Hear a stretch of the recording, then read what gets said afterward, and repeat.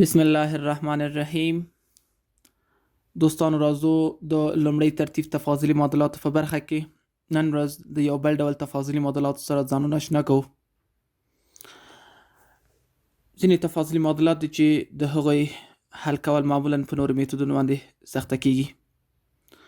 نو موږ به د هوموجنس تفاضلي معادلاتو څخه استفاده کوو او دغه ډول تفاضلي معادلات چې مشکله سره په نورو میتودونو باندې حلیږي هغه به موږ هوموجنس تفاضلي معادلاتو ته اړو او له هغه څخه وروسته بیا د متجانس یا هوموجنس تفاضلي معادلاتو مرحله پرې ترسره کوو.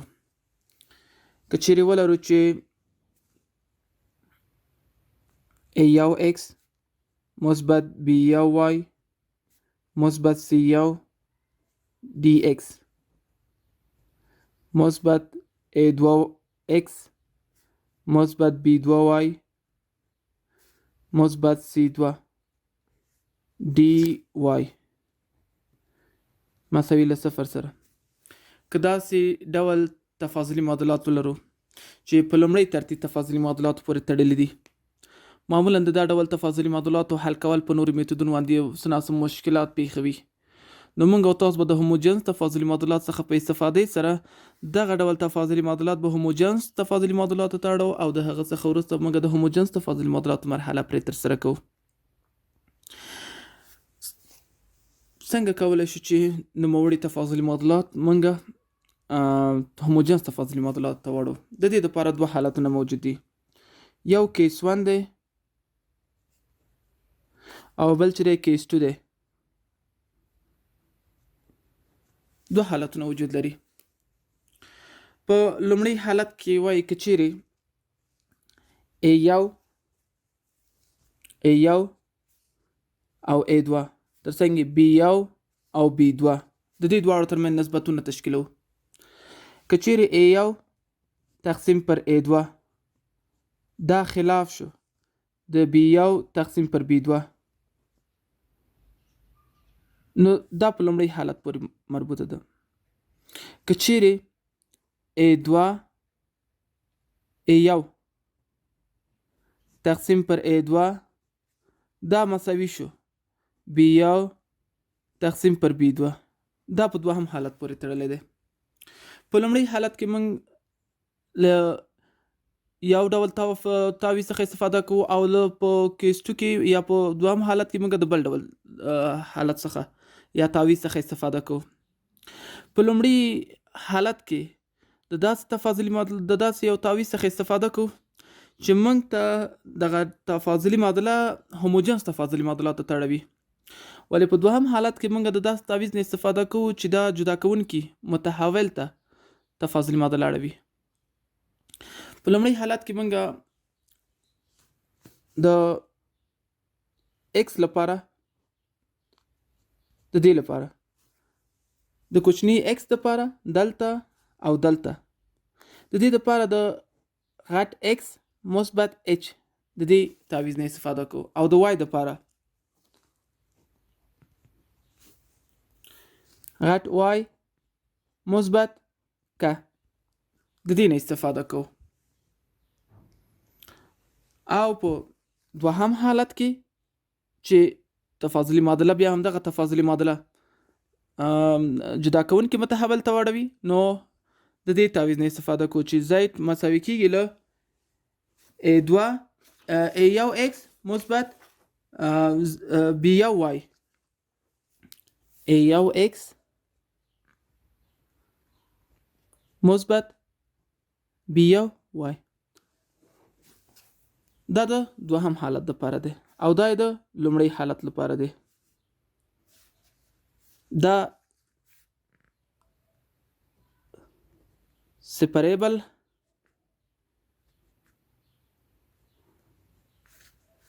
اکویشن ته اړوي او دا چې د هوموجنس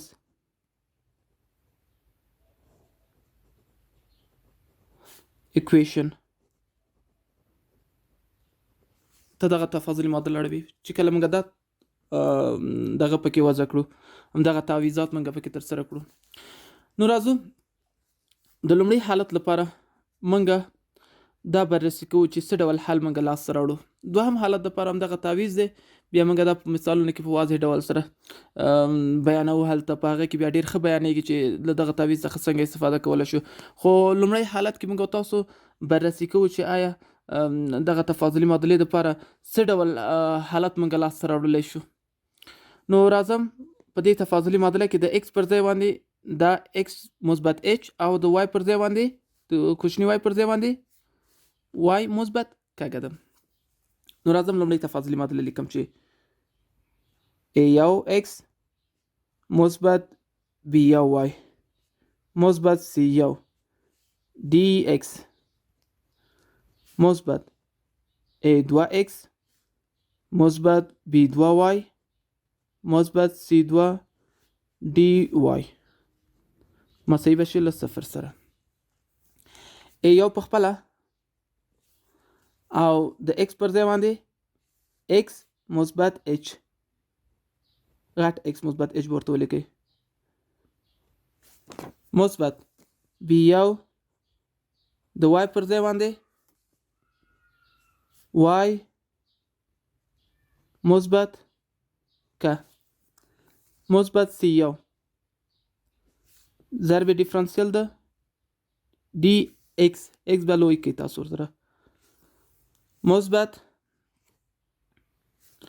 a دوه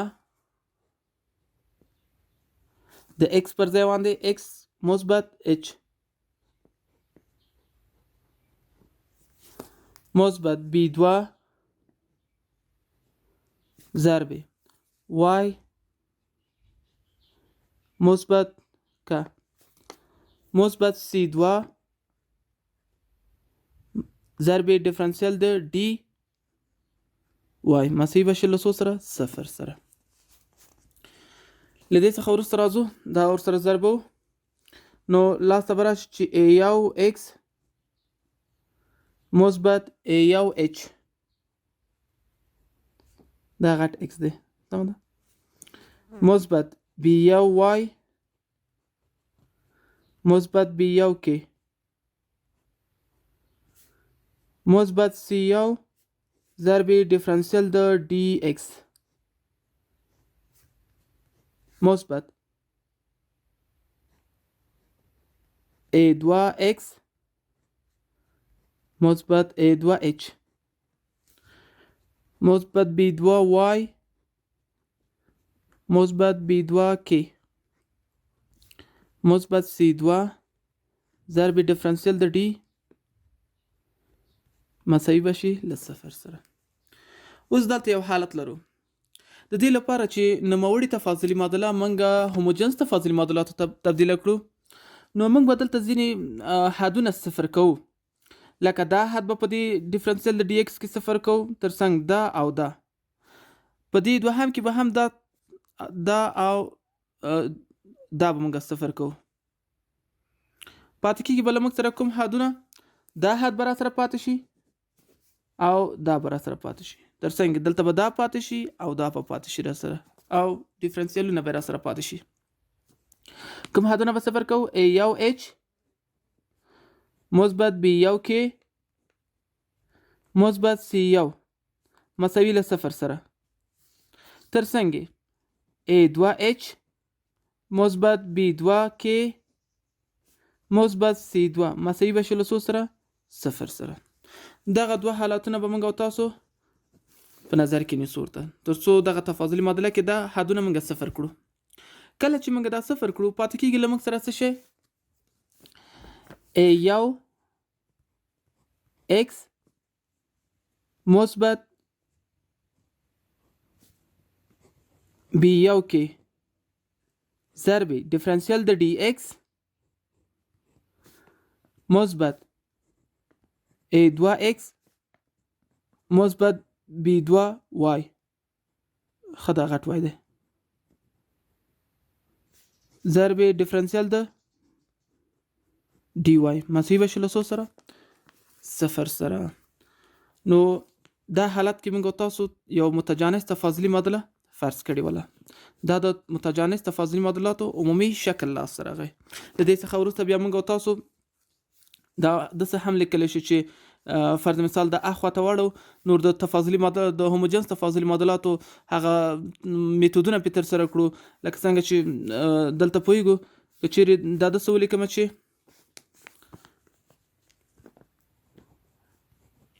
dy پر dx دا به مساوي شي دا چې اخواته واړو نو لاسته به راشي څه شی a1 x مثبت b1 y تقسیم پر a2 x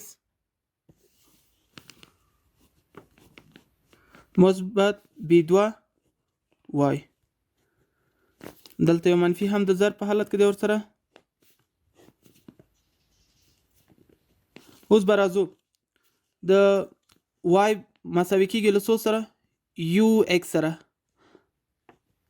دلته موږ او تاسو y ترېنه مشترک نیسو نو بیا موږ او تاسو سره کوم حالت غوره کوي y تقسیم پر x باندې چې دا مساوي کېږي له څو سره یو سره.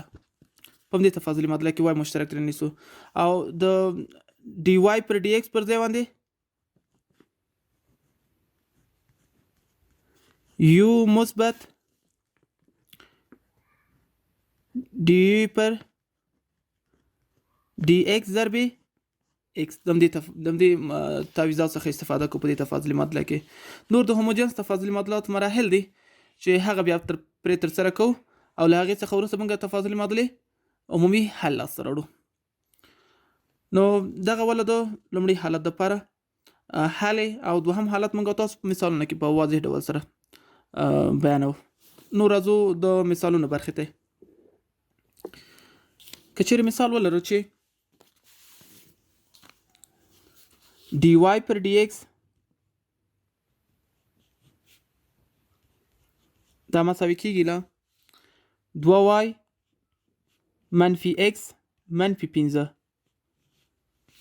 تقسیم پر 2x منفي y منفي 4. نو ګورئ چې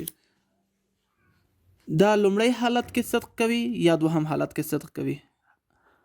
موږ تاسو دوه حالت ویلو کنه چې a1 پر a2 دا خلاف د b1 پر b2 او دوهم حالت کې موږ چې a1 پر a2 مساوي b1 پر b2 بیا د هر یو د لپاره موږ تاسو ځان ته حالتونه ویل چې کچېرې لومړی حالت صدق کوي کوم ډول تعویض څخه استفاده کوو کچېرې دوهم ډول حالت صدق کوي کوم ډول تعویض نه استفاده کوو. نو راځم دا بررسي کوم طرفین وسطین کوم نو 2y منفي x منفي 15 ضرب dx دا به مساوي شي مساوات نه دو خواته به هم راوړم یا به داسې وکړو چې مساوي به یې سره 2x منفي y منفي 4 ضرب dy په دې حالت سره. اوس هغه د مساوات نه دو خواته راوړم 2y منفي x منفي 15 دا مساوي کېږي له څو سره dx هغه مساوات نه دو خواته راوړو منفي 2x منفي y منفي 4 ضرب dy مساوي به شي له څو سره 0 سره. ښه موږ او تاسو د همدغه معادلاتو همدغه ډول معادلاتو عمومي شکل ته واړو. عمومي شکل موږ او تاسو ورته ویلو چې a1 ښه موږ سره چون y دی نو b1 y به ورته ولیکو لومړی مثبت a2 a1 x مثبت c1 ضرب dx مثبت a2 دلته چون x لرو x پورته ولیکو چون مشابه راځي سره کنه مثبت a2y b2y مثبت c2 ضرب dy مساوي به شي له څو سره 0 سره. نو اوس موږ تاسو حالتونه بررسي کوو. ګورئ چې a1 څونه دی را سره a1 دی را سره منفي 1 تقسیم پر a2 را سره څونه دی 2 دا مساوي کېږي. اوس b1 ګورو b1 را سره څونه دی 2 b2 را سره څونه دی منفي 1 نو دا به مساوي شي له څو سره؟ منفي 1/2 دا منفي 2. دا دواړه خو سره مساوي نه شول، نو خلاف شول. نو له کوم ډول حالت څخه استفاده کوو؟ لومړی حالت څخه چې تعویضات موږ او تاسو ویلو A1/A2 دا خلاف د B1/B2 شي. نو موږ او تاسو د تعویض نه استفاده کوو. کوم ډول تعویض؟ د x پر ځای باندې x مثبت h او د y پر ځای باندې y مثبت k. د همدې تعویض نه استفاده کوو. نو راځم په همدې تفاضلي معادله کې د x او د y پر ځای باندې قیمتونه ږدم ورته. نو 2 ضرب y مثبت k منفي د x پر ځای باندې x جمع h منفي 15 ضرب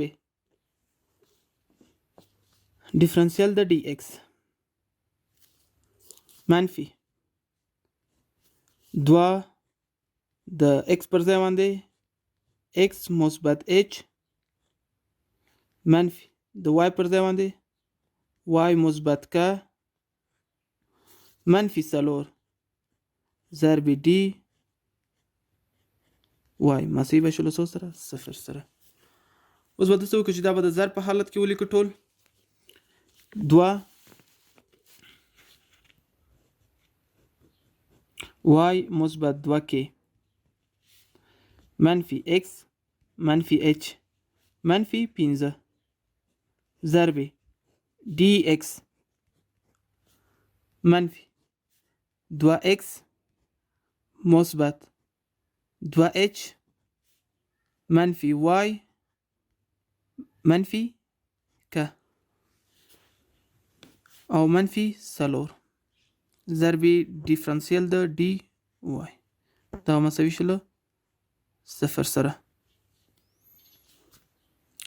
اوس به راشو هلته موږ او تاسو یو حالت ویلی چې کوم حدونه باید موږ او تاسو صفر کړو.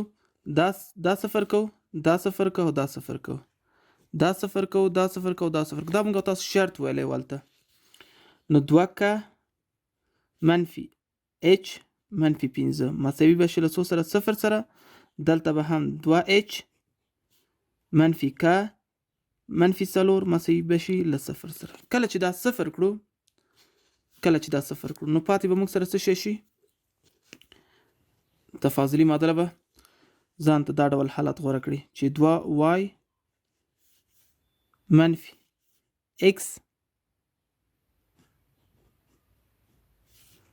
دا غټ x دی ښه ضرب dx به شي راسره او منفي 2x منفي y ضرب dy مساوي به شي له 0 سره. نو اوس که راشم دا مساوات نه خواته واړوم dy پر dx لاسته راوړم. نو dy پر dx به لاسته راشي. مساوات نه خواته چې واړوم نو پاتې به راسره څه شي؟ ښه په دې باندې چې تقسیم کړم نو 2y منفي x منفي x تقسیم پر 2x منفي y. دا حالت موږ تاسو سره غوره کړ. اوس به موږ تاسو د تعویض نه استفاده کوو. کوم ډول تعویض؟ ښه یا دفعه به داسې وکړو چې y به دلته مشترک پکې ونیسو یا ساده حالت کې y مساوي کېږي له څو سره؟ ux سره. نو y زبر به موږ سره مساوي شي یا dy پر dx به مساوي شي له څو سره؟ dy پر dx دا به مساوي شي له u مثبت dy پر dx ضرب x. نو راځو د دې پر ځای باندې دا ورته ږدو چې u مثبت dy پر dx ضرب x دا به مساوي شي له 2 د y پر ځای باندې ux منفی x تقسیم پر 2x منفی یو x سره را به شو. لاندې به ولیکو چې دا به د مساوات نه خواته واړو نو لاسته به څه شی راشي ډي یو پر ډي x ضرب x هلته به x مشترک ونیسم په دواړو کې x ضرب 2u منفي یو تقسیم دلته x که چیرې مشترک ونیسم نو 2 منفي یو به لاسته راشي په دې ډول او منفي یو هلته لرو نو لاسته به څه شی راشي دا x به د دې سره خلاص شي دا که چیرې ساده کړم د ساده والي څخه وروسته موږ کولی شو چې ولیکو 2u منفي یو دا چې له دې سره ضرب کړم نو منفي 2u او مثبت یو مربع تقسیم پر 2 منفي یو چې بالاخره لاسته راځي دا به له دې سره خلاص شي یو مربع منفي یو تقسیم پر 2 منفي یو سره نو dy پر dx ضرب x او یو مربع منفي یو تقسیم پر 2 منفي یو سره نو موږ او تاسو دا جدا کوونکي متحول ته برابر کړو له دې څخه وروسته موږ او تاسو د سپریبل حالت پرې تطبیقوو نو کله چې زه دلته راشم د سپریبل حالت پرې تطبیق کړم نو موږ سره به لاسته څه شی راشي نو دا چې هلته ویسمه dx پر x په لاسته راشي dx پر x او دا چې دلته طرفین وسطین کړم نو 2 منفي یو پر یو مربع منفي یو ضرب dy انټیګرال د دواړو خواوو نه نیسم نو دا خو موږ تاسو سره ln د x مثبت c به لاسته راشي سمه ده ln د x مثبت c او دا موږ تاسو سره ln د x مثبت